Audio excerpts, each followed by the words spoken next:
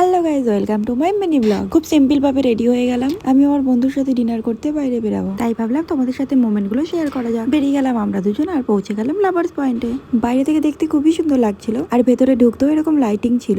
Lighting রাস্তার মধ্যে দিয়ে হেঁটে গেলাম।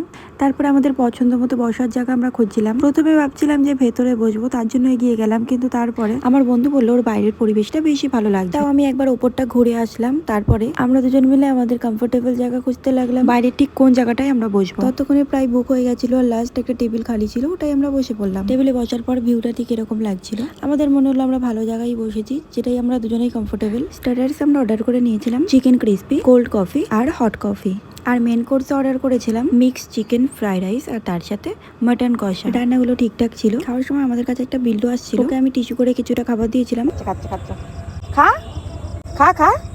প্রথম দিকে হয়তো লজ্জা পাচ্ছিল, কিন্তু তারপরেও খেয়েছিল। তার সাথে আমাদের খাবারও কমপ্লিট হয়ে গেছিল, আর এই যে বিল আমার বন্ধুর হাতে। খাওয়ার পর আমরা বেরিয়ে গেছিলাম। আজকের ব্লগ এখানেই শেষ। ভালো লাগলে লাইক কমেন্ট করে যাবে। টাটা বাই বাই, আবার দেখা হবে নেক্সট ভিডিওতে।